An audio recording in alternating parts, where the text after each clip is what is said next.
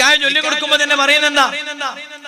മഹല്ല് കമ്മിറ്റിയുടെ ഉത്തരവാദിത്വപ്പെട്ട എല്ലാരെയും മുൻനിർത്തിയിട്ട് പള്ളിയിലെ ഉസ്താദ് ഈ പാവപ്പെട്ട പെൺകുട്ടിയുടെ പിതാവിന്റെ കൈപിടിച്ച് പുതിയാപ്പിളന്റെ കൈപിടിച്ചിട്ട് ചൊല്ലിക്കൊടുത്ത വാചകം എന്താ?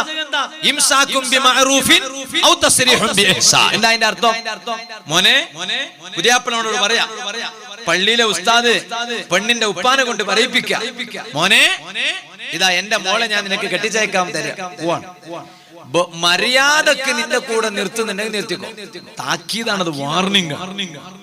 അതിന്റെ മലയാളം ആരും പറഞ്ഞു കൊടുക്കണില്ല, കെട്ടിച്ചു കൊടുക്കുന്ന മാത്രം പറയുന്നുള്ളൂ. അതിന്റെ മലയാളം കൂടി പറഞ്ഞു കൊടുക്കണം. ഇന്ന് കല്യാണം കഴിഞ്ഞിട്ട് ത്വലാഖ് നടക്കാതെ, ഫസ്ഖ് നടക്കാതെ, അതിന്റെ പേരിൽ ഇടങ്ങേറായിക്കൊണ്ടിരിക്കുന്ന എത്ര ആണുങ്ങളാ ഉള്ളത്, എത്ര പെണ്ണുങ്ങളാ ഉള്ളത്? എന്നാൽ ഒരു നിലക്കും മുന്നോട്ട് പോകണില്ലേ? ഒന്നിരിക്കലോ മാന്യമായിട്ട് പോകണം, നല്ല റാഹത്തില്, സന്തോഷത്തില്, ഹാപ്പിയില് പോകണം. ഇത് കുറഞ്ഞ കാലത്തേക്കുള്ള ജീവിതമല്ലേ ഉള്ളൂ മനുഷ്യന്മാരെ.